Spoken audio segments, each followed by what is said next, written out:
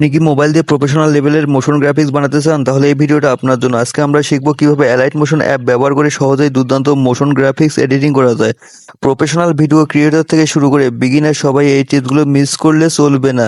ভিডিওটি একটি স্কিপ না করে দেখে নিন শুরু থেকে শেষ পর্যন্ত। প্রথমে আপনারা অ্যালাইট মোশন অ্যাপটা ওপেন করবেন। ওপেন করার পর এখানে ক্রিয়েট প্রজেক্টে ট্যাপ করে একটা ব্ল্যাক ব্যাকগ্রাউন্ড অ্যাড করে নেবেন। নেওয়ার পর এখানে প্লাস আইকনে ট্যাপ করবেন, তারপর রেক্ট্যাঙ্গেল শেপের উপর ট্যাপ করবেন। ট্যাপ করার পর মুভ অ্যান্ড ট্রান্সফর্মে চলে যাবেন। যাওয়ার পরে এখানে ট্যাপ করবেন। ট্যাপ করার পর সাইজটা বড় করে দেবেন।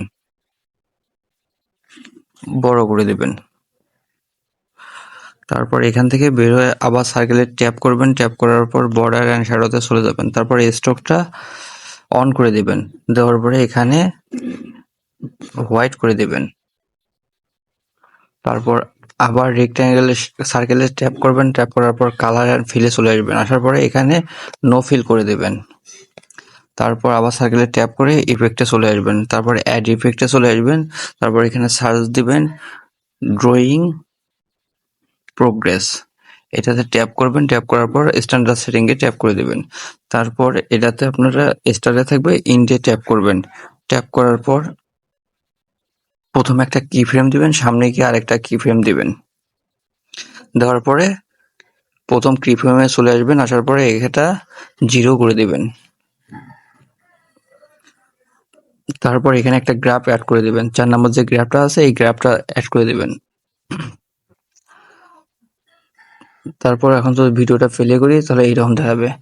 তারপর এখানে আপনারা প্লাস আইকনে ট্যাপ করবেন আবার। তারপর মিডিয়াতে চলে যাবেন। তারপর এখানে অলে ট্যাপ করে দেবেন। তারপর এখান থেকে আপনারা একটা পিএনজি অ্যাড করে দেবেন যে কিছু। তারপর এখানে প্লাস আইকনে ট্যাপ করবেন। ট্যাপ করার পর এটাও একটু বড় করে দেবেন, পরিমাণ মতো বড় করে দেবেন।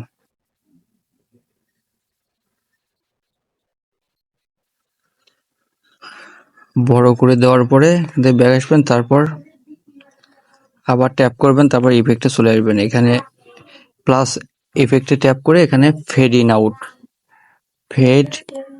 ইন আউট এটার উপর ট্যাপ করবেন। তারপর স্ট্যান্ডার্ডে ট্যাপ করবেন।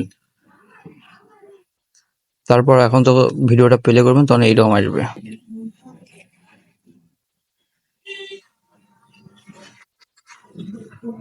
ধন্যবাদ।